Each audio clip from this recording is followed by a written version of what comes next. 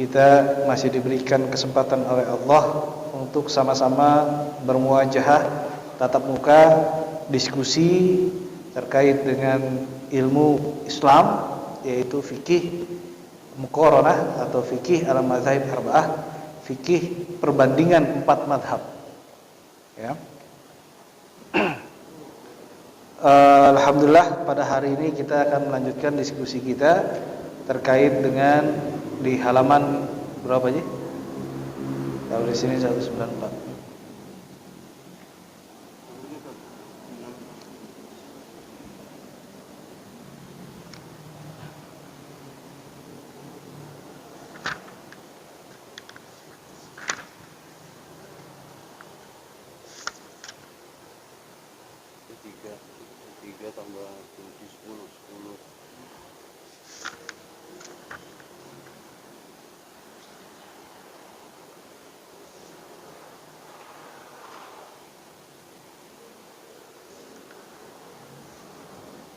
Cek dulu.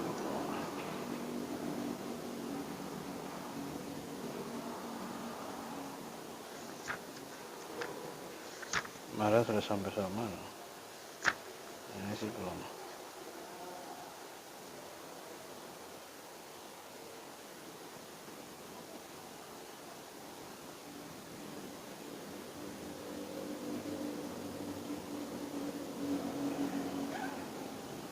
Syarat niat Pak, mana syaratnya?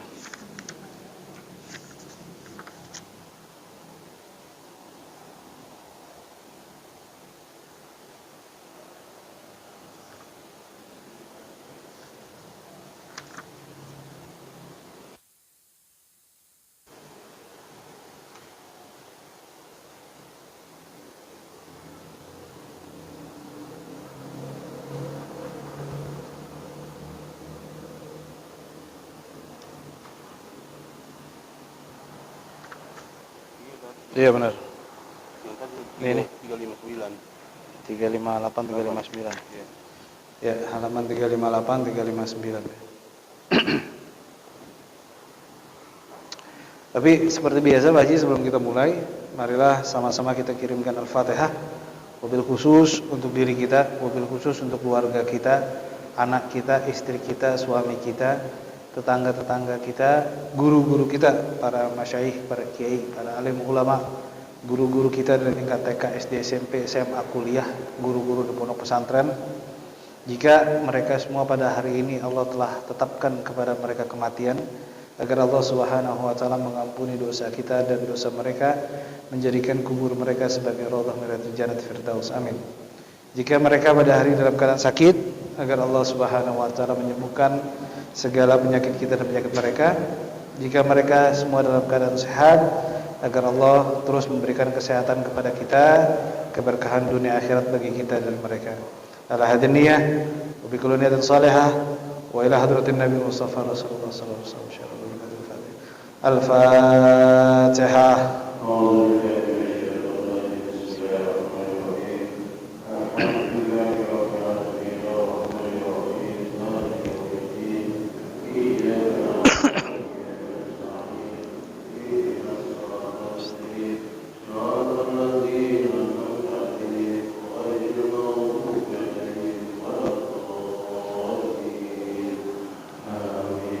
Lalu Al-Fatihah yang selanjutnya kita bacakan wabil khusus untuk diri kita Pak Haji yang pada hari ini, minggu ini, bulan ini, tahun ini yang sedang memiliki usaha agar Allah Subhanahu wa taala melancarkan segala macam urusan dunia akhirat kita.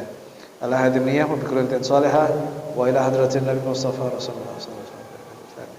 Al-Fatihah.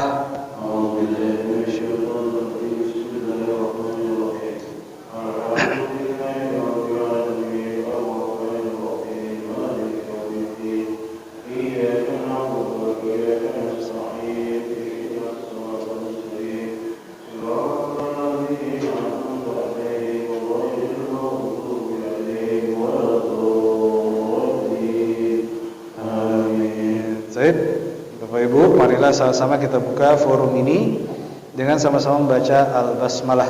Bismillahirrahmanirrahim. Kita lanjutkan Pak Haji diskusi kita, Bapak Ibu sekalian. terkait dengan kitab fikih 4 madhab. Kita coba melakukan komparasi, perbandingan sebenarnya titik temunya itu di mana, ya, dari perbedaan yang kita anggap perbedaan para ulama. Sebenarnya ini bukan perbedaan, tapi yang pernah saya katakan sebelumnya, Syekh Muhammad Abu Bakar tahun 674 Hijriah pernah menulis sebuah kitab, ya kalau tidak salah 674 Hijriah, yaitu Rahmatul Ummah fi Ikhtilafil A'immah. Artinya apa? Rahmat bagi umat muslim di dalam perbedaan argumentasi yang sedikit berbeda satu dengan yang lainnya. Ya, ditulis dalam kitab fikih itu sangat indah sekali Bapak Ibu, perbedaan-perbedaan itu yang nampak dan muncul. Ya, bahkan kami di akademik, ya, di di universitas juga selalu membicarakan perbedaan-perbedaan itu dari sisi akademisi, dan itu terlihat indah. Dan betul yang dikatakan Syekh Muhammad Abu Bakar dalam kitabnya itu, bahwa perbedaan itu adalah bukan suatu hal yang menjadi jurang pemisah, tetapi perbedaan itu adalah sebuah keniscayaan yang membuat hukum ini lebih fleksibel bahasanya. Tapi dalam satu sisi dan dalam sisi lain, bahwa hukum ini walaupun memiliki perbedaan tapi tetap terlihat satu walaupun sedikit berbeda. Bapak Ibu yang saya hormati, kita lanjutkan kitab kita, ya. Tapi sebelum kita lanjutkan ke halaman 358, 358, 359, saya ingin mengulang kembali yang kemarin terkait dengan bagaimana menghadirkan, ya, bentuk-bentuk sholat di dalam niat. Contohnya menghadirkan qiyamnya, menghadirkan kiroahnya, menghadirkan rukunya. Contohnya begini, saya niat sholat fardu zuhur, ruku, ya, qiyam, kiroah, ruku, sujud, ya, lillahi ta'ala misalnya. Ya, ini kita bahas seperti itu, bahwa sesungguhnya ana thalathata minal a'immah ittafaqu ala anna al-istikhdar salatu minal qiyam wal qira'ah war ruku' wa sujud indan niyah laisa bisarti li sihhatis shalah. Ya, 4 ulama selain Syafi'i semuanya berpandangan bahwa menghadirkan tadi bentuk qiyam di dalam niat, bentuk ruku' atau menyebutkan ruku', menyebutkan sujud dalam niat salat itu bukan syarat, ya, atas sehatnya atau sahnya sholat. Tapi Syafi'i itu juga mensyaratkan, ya, kalau nggak bisa semuanya, sebagian saja, ya, sebagian saja. Kenapa? Nah, ini perlu kita lihat. Kenapa Imam Syafi'i seperti itu? Karena itu bagian daripada bentuk kesempurnaan niat. Sama halnya ketika kita berada dalam posisi sholat, ya, lalu ada niatan kita untuk membatalkan sholat, maka secara Syafi'i atau Syafi'iyah, sholat itu menjadi batal, sholat itu menjadi tidak sah. Ya, contohnya begini, ya, kemarin kita sudah sering contohkan bahwa misalnya kita lagi sholat, tiba-tiba ada yang pencet bel rumah kita. Waduh, itu siapa tuh? Batalin nggak ya? Ya. Kalau sudah menyebut batalin nggak ya dalam sholat, ya, itu dalam Syafi'i disebut sudah batal. Kenapa? Karena masuk ada niat untuk membatalkan, ya, masuknya niat untuk membatalkan sholat, maka konsekuensinya secara Syafi'i sholat itu menjadi batal. Kenapa? Karena kemurnian sholat, kemurnian niat, karena kemurnian niat sudah tercampur dengan perbuatan yang selain daripada melakukan sholat, dengan cara atau dengan ucapan, saya batalin nggak ya? Saya batalin nggak? Nah, kalau misalnya kita niatan ada batalin nggak ya? Ya seperti itu contohnya, maka sholatnya itu menjadi batal. Nah, kita selanjutnya Pak Haji, hukmut talafud bin niyah wa niyati ada wa au qada au nahwa dzalik. Ya, bagaimana sih kita itu dalam melafalkan niat? Ya. Lalu apakah ada niat untuk adaan sholat, ya, mengadakan sholat atau adaan waktunya, atau qada sholat, ya, au nahwa dzalika, atau yang seperti itu, ya. Bagaimana kita melihat, ya, dalam talaffuz bin niyah, mengucapkan niat dengan suara, dengan lisan, ya. Ada orang di sekitar kita tuh Pak Haji, kalau niat itu jelas sekali, usul, ya, usul, ya. Ada yang juga niat dalam talaffuz bin niyah dengan sederhana, usolli, ya. Diam saja, artinya diam maksudnya tidak begitu menggunakan penekanan suara. Tapi ada juga, ya tadi ya, sisi lain ada juga yang mengucapkan itu dengan suara yang sedikit lantang bahasanya, ya, walaupun nggak teriak, ya, sedikit lantang. Bagaimana kita menyikapi itu? Pertama, yusannu ayal tafidhu bil lisanihi biniyah, ya, bil lisanihi biniyah. Disunnahkan talaffuz menggunakan lafaz keluar suara, ya, dengan lisannya dalam hal niat, ya. Jadi kita ucapin usolli misalnya, kita ucapin usolli, walaupun tadi ya ada dua. Yang pertama yang mengucapkannya itu dengan ketegasan bahkan harus mengulang Pak Haji, ya. Ada yang orang mengulang-ulang niatnya. Kenapa?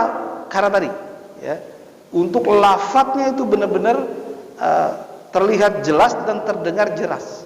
Nanti kita akan lihat juga ini komposisinya seperti apa. Tapi ada juga yang hanya usolli, ya, dengan suara yang rendah tapi tetap melafalkan niat. Nah, inilah yang disebut yusannu ayyal tafidhu bin lisani bilisanihi biniyah. Disunnahkan untuk mengucapkan, lafadzkan, ya, bacaan niat dengan lisan kita, yaitu untuk niat, ya. Kayakula bilisanihi, ya, usolli fardhu zuhr. Nah, sama seperti misalnya saya ucapkan di niat saya, di lisan saya niat sholat zuhur, bahasa gitu, ya.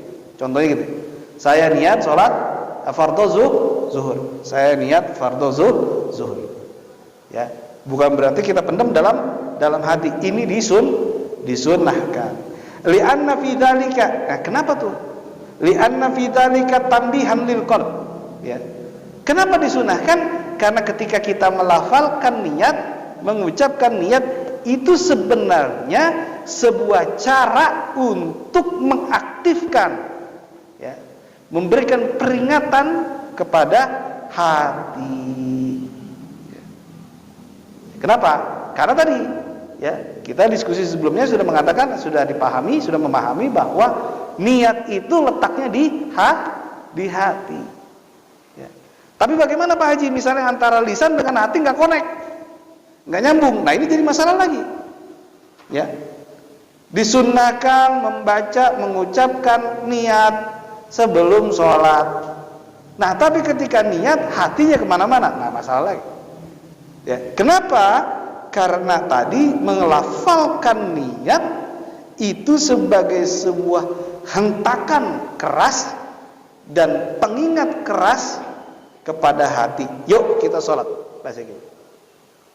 Hati biar bergetar karena kita sedang niat mau sholat. Jangan sampai, ya, lisan yang ngucapin, hatinya enggak. Lisannya terucap niat tapi hatinya tidak. Nah, poinnya gitu, ya.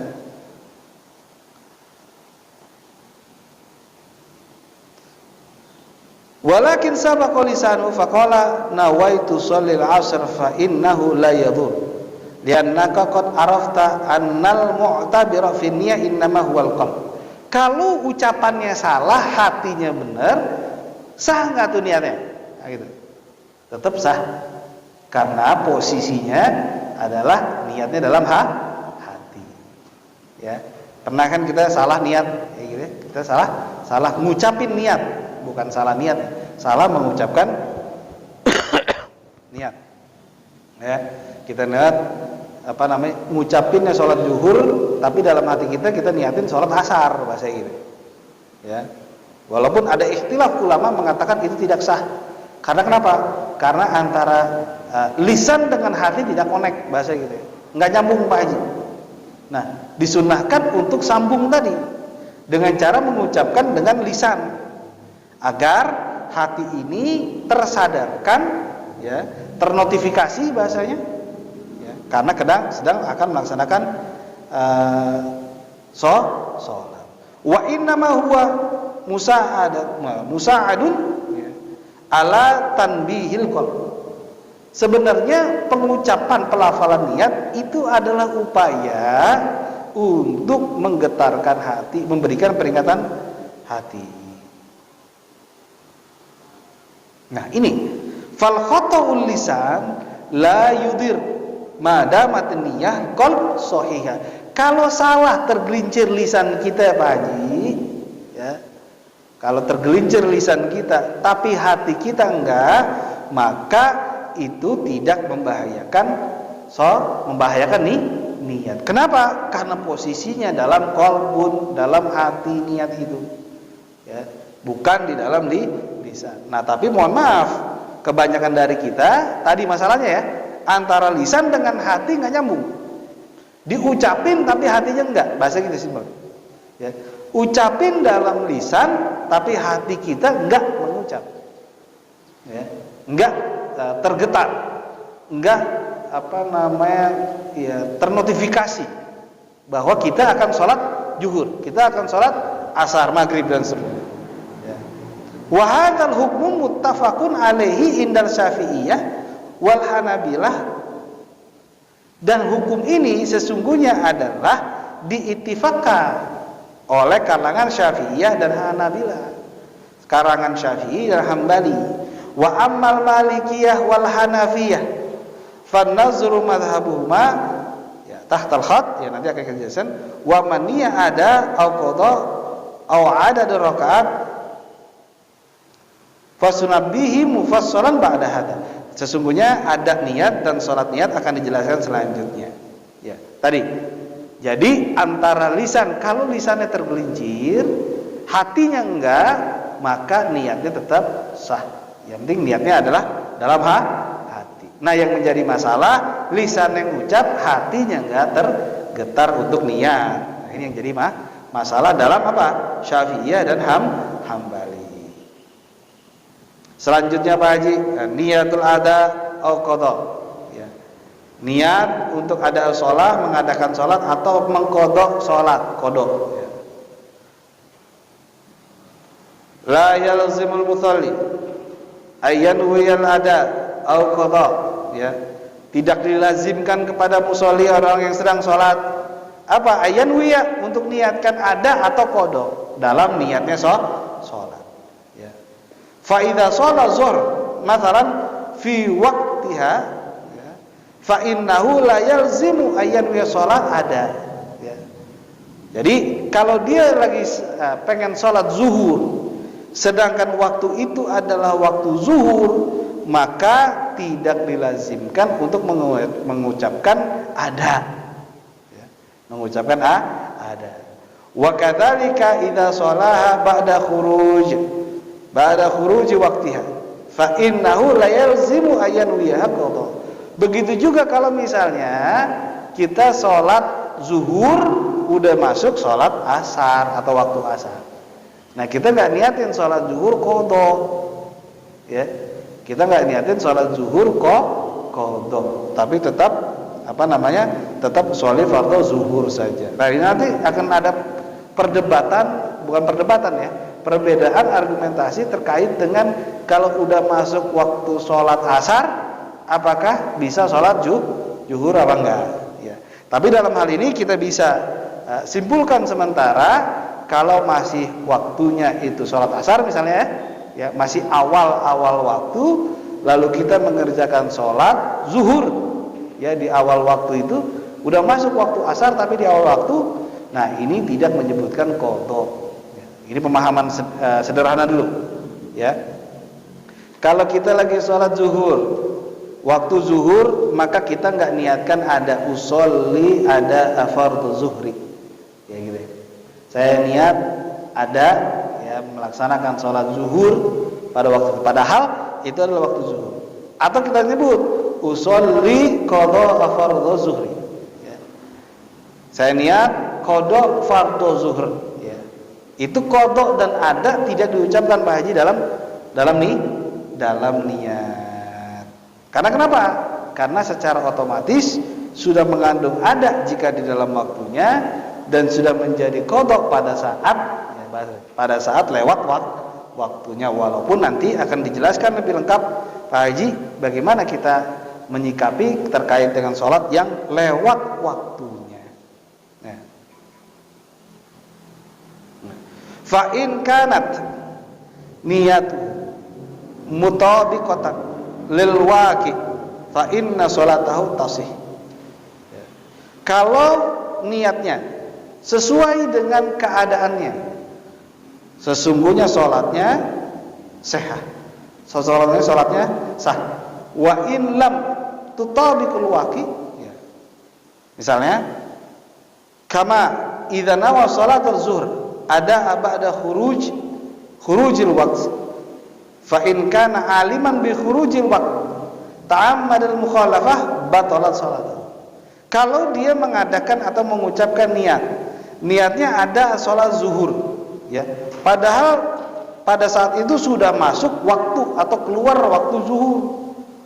Kalau dia tahu bahwa waktu yang akan dia lakukan itu keluar waktu sholat, ya, maka sholat zuhurnya itu menjadi batal.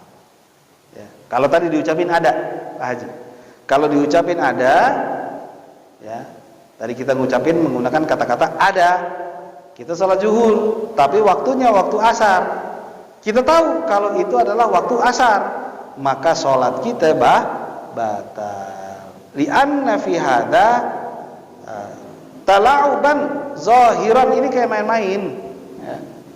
Wa ma in lam yakun aliman bi khurujil waqt fa inna sholatahu takunu shahihah. Kalau dia nggak tahu, bahasa gitu, ya, ini udah lewat waktu zuhur, dia mengucapkan ada zuhur misalnya dengan ada, maka sesungguhnya sholatnya tetap sah. Kenapa? Karena dia tidak tahu. Saya ulangi Pak Haji, ya. Jadi di dalam sholat kita tidak dilazimkan mengucapkan ada dan qadha di dalam niat sholat. Contohnya ketika kita sholat zuhur, ya, ketika kita sholat asar, maghrib, isya dan seterusnya, itu tidak dilazimkan niat sholat dengan ada. Ataupun ketika sholatnya itu setelah keluar dari waktu zuhur, kita tidak mengatakan qadha zuhur, qadha asar, bahasa ini, qadha maghrib, qadha isya dan seterusnya. Misalnya, ya. Fa idza nawa shakhs bi qalbihi, ya, faqat aw nataqa bi lisani ma'a niyatul qalb. Ya. Kenapa? Karena tadi kalau dalam keadaan sewaktunya zuhur kita sholat zuhur, itu secara otomatis ada sholat zuhur. Kalau kita sholatnya waktu zuhur setelah keluar waktu zuhur, masuknya dalam definisi qadha zuhur, ya, bahasa gitu, ya, qadha zuhur, ya. Nah, tapi beda kalau misalnya dia antara tahu dan nggak tahu. Kalau dia tahu sholatnya sholat zuhur di waktu asar, niatnya ada, maka ini bagian daripada bermain-main atau bercanda, bahasa gitu. Dalam niat. Nah, beda kalau misalnya dia nggak tahu. Nah, kalau dia nggak tahu, maka sholatnya itu sah. Tadi ya kalau yang dia main-main, ya, dalam artian dia tahu udah waktunya asar, dia niat sholat zuhur dengan mengutakan ada, ya, dengan niatkan ada, sesungguhnya sholatnya tidak sah karena sudah keluar waktu zuhur. Ya. Hadza wa idza nawa ayyu sholiyal maghrib arba'a raka'atin aw isya khamsu raka'atin. Ini juga sama kalau misalnya dia niat sholat maghrib aja. Niat sholat maghrib 4 rakaat. Nah, bahasa ini. Niat sholat maghrib 4 rakaat. Atau niat sholat isya 5 rakaat. Ya, sholat maghrib berapa rakaat? Sholat maghrib berapa rakaat? 3, ya. 3. Nah ini ada lagi nih, kalau dia misalnya salah ngucap, niat sholat maghrib 4 rakaat, ya. Niat sholat isya 5 rakaat, ya. Fa inna sholatahu takunu batilah, ya. Laukana gholizon wa huwa ra'yu Syafi'i. Kalau dia sadar, kalau kita sadar, kalau kita nggak tahu niat sholat maghrib 4 rakaat, maka apa? Sholatnya batal. Ini menurut saya Imam Syafi'i atau Syafi'iyah wal Hanabilah, ya. Jadi Malik, Syafi'i dan Hambali, kalangan Syafi'i dan Hambali, niat sholat maghrib 4 rakaat batal sholatnya. Niat sholat isya 5 rakaat batal sholatnya. Kenapa? Kemarin, ya beberapa waktu lalu diskusi kita sudah menjelaskan bahwa kalau nggak tahu maka kita belajar, ya. Kita belajar. Jangan sampai niat sholat maghrib kita sebutin 4 rakaat, 5 rakaat. Ya. Ada perbedaan antara Hambali, Hanafi. Yang pertama, Hanafiyatu qalu, kalangan Hanafiyah berpendapat idza nawa zuhur khamsa rakaatin, kalau ada orang yang niat sholat zuhur 5 rakaat atau 3 contohnya, ya, saya niat sholat zuhur 5 rakaat. Niatnya nih, saya niat sholat zuhur 3 rakaat. Misalnya nih, ya. Wa in fa in qa'ada ala ra'si rabi'ah thumma kharaja minas sholati ajza'u. Kalau sholatnya niatnya Pak Haji, ini Hanafiyah ya. Ya saya ulangi. Ini kalangan Hanafiyah. Kalau niatnya itu 5 rakaat, contohnya sholat zuhur dia niat 5 rakaat. Salah enggak nih Pak Haji? Salah ya. Dia niat 5 rakaat. Salah enggak? Salah, ya.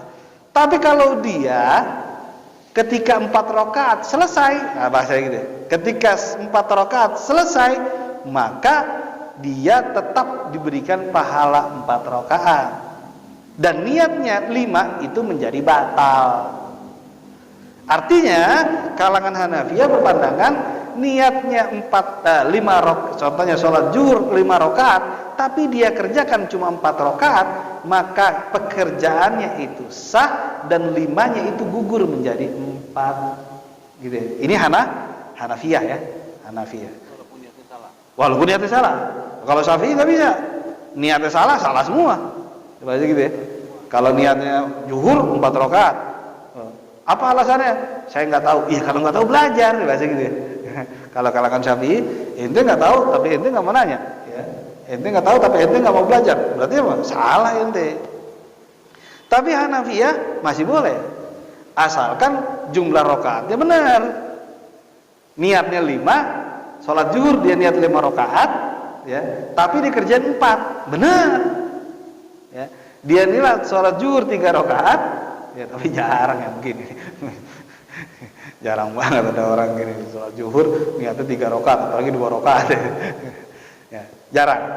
Tapi kerjainnya 4 rakaat, benar nggak? Benar. Ya, bahasa gitu. Nah ini contohnya kalau dia niat 5 rakaat, sholat yang 4 rakaat, maka yang 5 menjadi gugur. Nah ini dikatakan tetap diberikan ganjaran. Ya, kata-katanya itu ajza'ah, ya, diberikan ganjaran. Artinya apa? Sah atau tidaknya itu diserahkan kepada Allah, ya, secara hukum. Ya. Wal Malikiyatu qalu, dan kalangan Imam Malik atau kalangan Al-Malikiyah, qalu, mereka berkata la tubtil sholatahu idza kana mu'tamidan falau nawazul khamsu rakaatin golizom sahat salat. Nah, beda Pak Haji. Kata-kata yang digunakan oleh kalangan Malikiyah, sholatnya itu sah walaupun dia mengucapkan 5 rakaat, tetapi sholatnya 4 rakaat. Contoh tadi, dia sholat zuhur, niat sholat zuhur, ya, niat sholat zuhur 5 rakaat, tapi sholat zuhurnya 4 rakaat. Ada 2 perbedaan. Pertama, Malikiyah mengatakan sholatnya menjadi sah. Hanafiyah enggak menggunakan kata-kata sah, tapi Hanafiyah mengatakan atau menggunakan kata-kata ajza'ah, diberikan ganjaran. Artinya apa? artinya sahnya atau tidak dikembalikan kepada Allah. Syafi'i enggak, kalau niat salah, salah. Hambali enggak, kalau niatnya salah, salah. Ya, apalagi sudah dijelaskan dulu ya dalam kitab ini. Kalau Syafi'i, kalau nggak tahu nanya, ya gitu bahasanya. Kalau nggak tahu, nanya kepada orang yang tahu.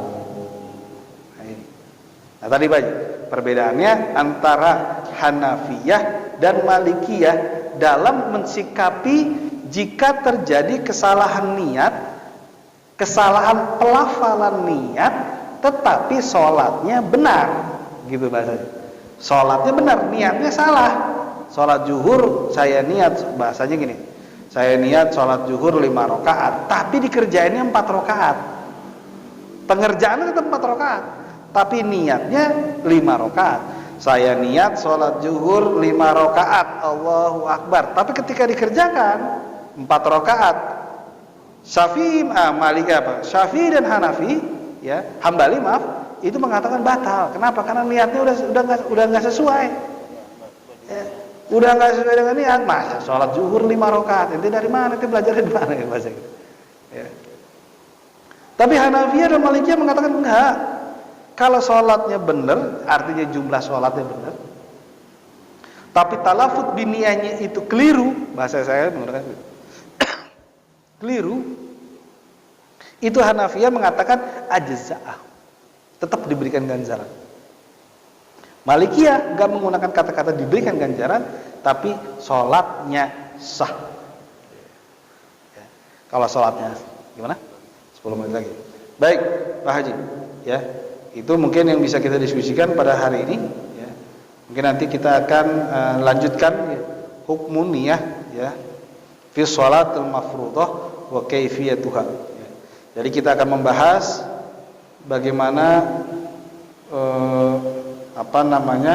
hukum niat di sholat yang ghairu mafruḍah, sholat yang bukan fardu, dan kapan waktunya, gimana cara niatnya, ya, baik sholat nafilah dan juga waktunya itu seperti apa, bagaimana mengucapinnya, dan waktunya itu kapan niat sholat yang ghairu mafruḍah, sholat sunnah. Baik, mungkin kita lanjutkan ke yang selanjutnya, tanya jawab, saya persilakan. Ya, kita sampai di sisi terakhir di tanya jawab bagi jemaah yang perlu penjelasan dari uraian tersebut. Silakan menyampaikan pertanyaan.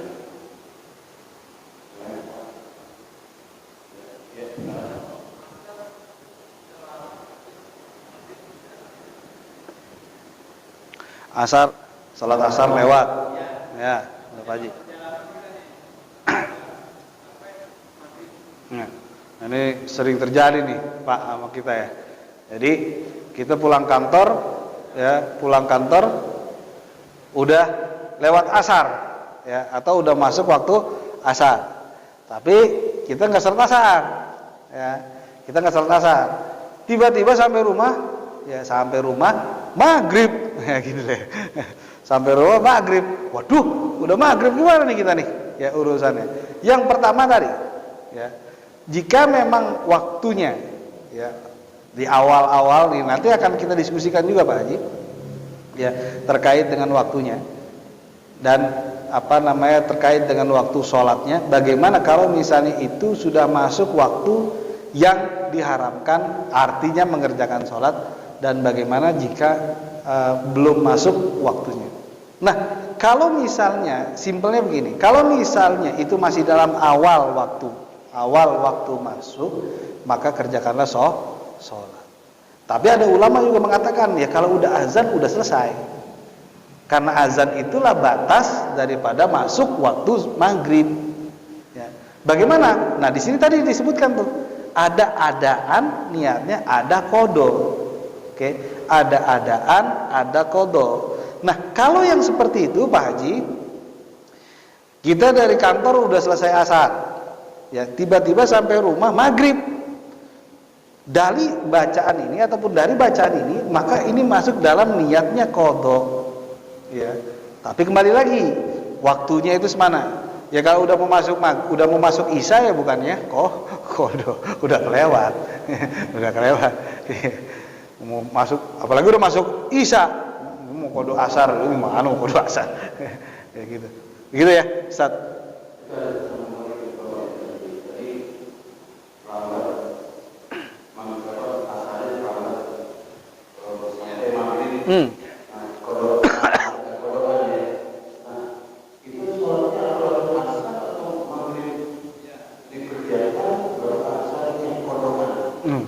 Enggak, kalau kayak gitu bukannya sholat jamaah takdim jamaah takhir. Ya jadi sholat asarnya dulu baru maghrib. Ya kan itu bukannya jamaah. Bukannya kita sholat maghrib dulu, kalau sholat maghrib dulu udah selesai Pak Haji. Ya justru itu kan punya maghrib. Tadi yang kodokan asar kan Iya. belum dilaksanakan. Masih di awal. Masih di awal Pak Haji. Lah kalau udah di tengah-tengah seperti Malikiyah mengatakan udah nggak bisa. Ya kan? Yang dulu pernah kita bahas, kalau udah di tengah waktu, misalnya gini, maghrib jam 6, ya, isya setengah 7, 6.30, ini simpelnya. Kalau dia masih di antara 6.05, 6.05, 6.10, masih masuk dalam awal. Ya, ini dalam Malikiyah waktul muharramat. Nah, tapi kalau udah masuk 6.15, ya, maghrib jam 6.00 contohnya, isya 6.30 contohnya. Kita biar gampangnya saja, kita ambil garis lurus. Kalau misalnya dia masuk dalam kategori waktu yang yang masih pertengahan, maka itu masih bisa dikatakan waktu qadha. Begini Pak Haji, kalau kita gambarin, mana nih? Oh mati.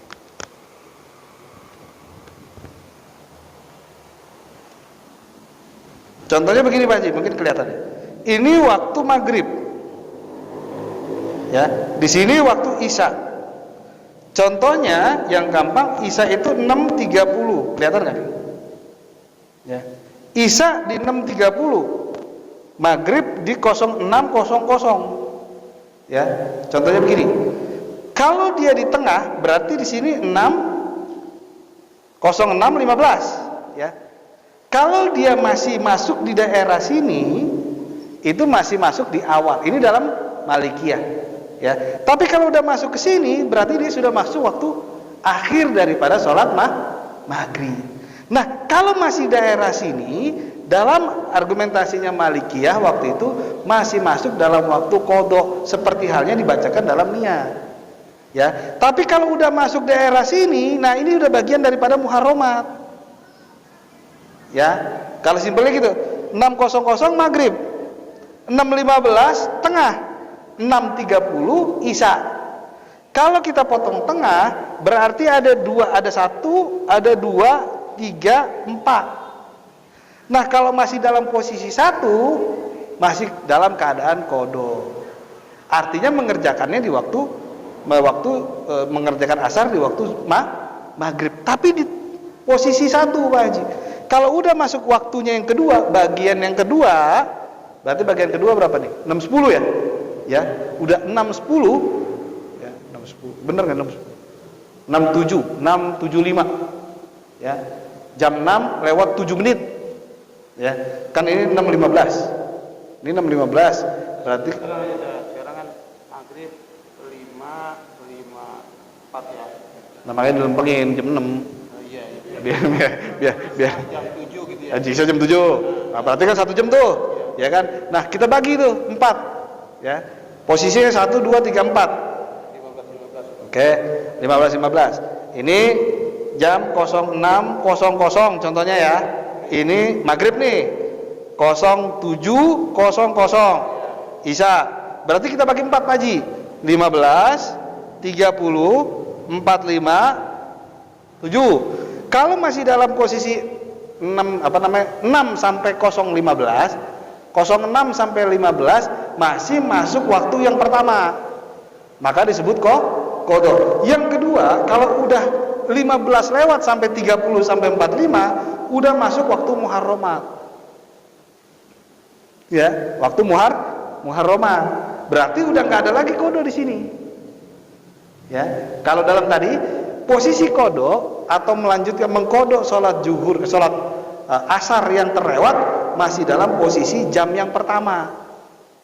Posisi mana? Kalau tadi misalnya jam 6 maghrib, jam 7 isya, kita bagi 4 ya.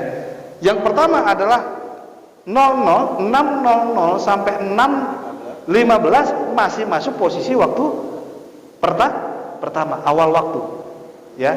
Kalau sudah masuk posisi yang kedua, berarti 06.16 sampai akhir itu berarti sudah masuk dalam Muharram. Nah, artinya tidak. enggak, udah masuk waktunya ya. Ini diskusi yang mengatakan ya bahwa itu adalah waktu pembagian muharramat dalam mazhab.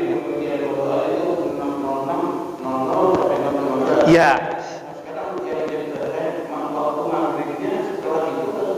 Nah, setelah itu. Jadi mengkodo dulu, ya kodo asar dulu, baru susunannya maghrib. Bukan dibalik, maghrib dulu. Kalau udah maghrib dulu, berarti asarnya gugur.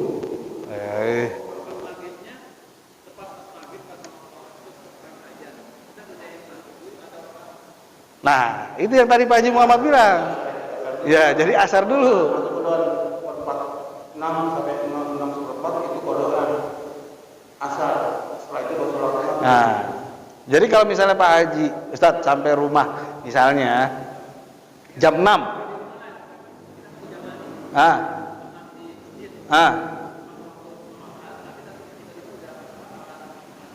Maghrib. Ya. Itu kodo dulu. Oke. Dalam mazhab Malikiyah kodo dulu.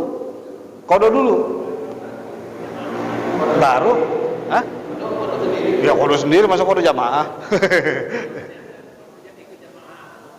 Kodo sendiri. Baru udah selesai sholat ya jamaah. Lah kalau ikut jamaah berarti sholat maghrib. Nah itu. Kalau ikut jamaah berarti sholat maghrib. Ya, hitungan kasarnya gitu. Ya. Kecuali isya subuh lah, kepanjangan lagi lah. Kalau isya subuh mah. Ya iya, bisa Ustaz. Ya, jangan nyampur. Lah kalau nyampur sholat maghrib. Ya asarnya kemana? Tapi ini gambaran simple. Artinya simple. Kita kita coba pecah menjadi 4. Oke. Biar terlihat kira-kira waktu Muharram. Tapi yang yang baiknya jangan dikerjakan di waktu itu. Asarnya, sholat waktu azan asar, sholat asar, gitu Pak. Nah ini kan dalam keadaan darurat, ya, dalam perjalanan misalnya. Iya. Sama misalnya Pak Haji, kita lagi jalan nih, tiba-tiba di tol, macet banget. Oh jadi kebiasaan, bukan kebiasaan. Itu dalam keadaan darurat saja. Iya. Tapi itu dalam ya, masih dalam kondisi diperbolehkan jika tadi ada waktu adaan dan kodo diskusinya. Walaupun nanti diskusinya panjang. Baik. Silakan.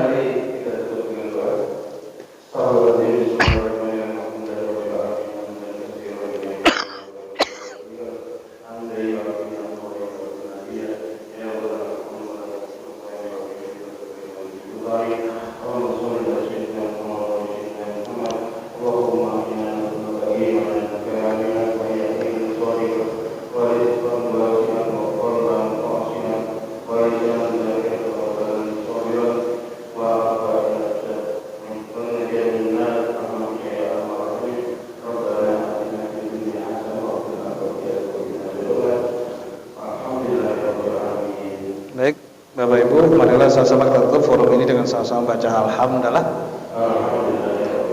Allahumma fiqh wa tariq. Wassalamualaikum warahmatullahi wabarakatuh.